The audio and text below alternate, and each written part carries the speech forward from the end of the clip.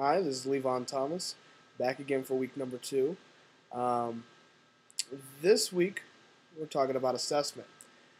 Assessment's an interesting topic when you talk about that. I think that's one of the largest, most debated facts in education. Um, how do you assess a student? I have my own opinions. I believe that hands-on assessment by far trumps most assessments, and depending on the content material. Assessments do come in the forms of written tests, exams, essays. Ourselves, we go through different projects and a thesis here at Full Sail. So, um, assessments can take on a lot of different modes and forms. Myself, I use a lot of project-based assessments in my classroom. I teach video and broadcasting, and also IT and computer engineering.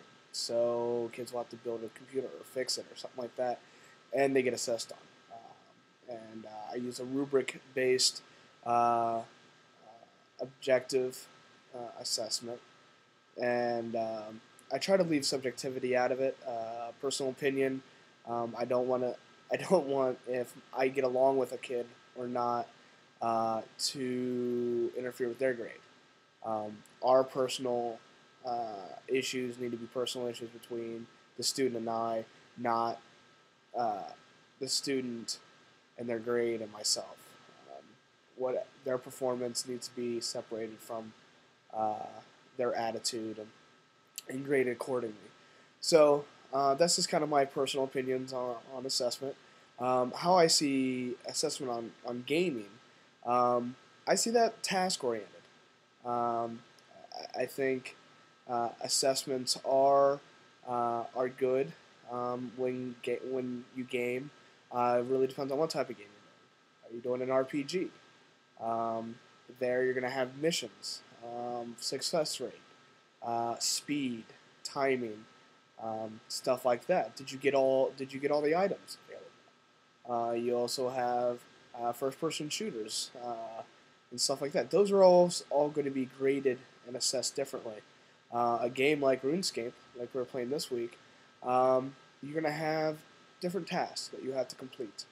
No speed, they're not timed, but you have to go through them to learn basic skills. And if you don't learn the basic skills, you can't complete it.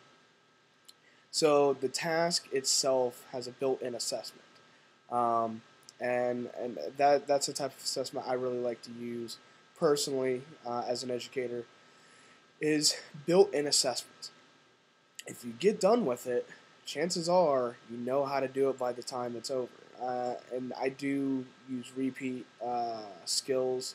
I use step skills where one skill builds upon another, and you really can't move on unless you've learned the other skills.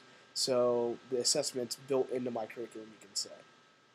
And I've worked really, really hard to have a very objective way to assess my students. So I don't have to have a personal opinion about it. I could not like their project, but it may be a good project. I may not like the video content that they chose to do, or if they're doing a biography. I may not like their subject matter. But am I grading their taste on a subject matter? Not necessarily. I'm grading their ability to create a video, to create a documentary or a biography or something like that. So, yeah, the task-oriented assessments is something that I already use in my curriculum, and RuneScape kind of gave me some different ideas on how to emphasize that in my curriculum, in my classroom, where uh, one thing is absolutely necessary to move on to another. I do have a lot of optional things in my curriculum that I could reinforce and make more stair step than I already have it. So that's one of the things I took from RuneScape and talking about assessment this week was just really understanding what stair step assessment really is and how to really incorporate that. So thank you.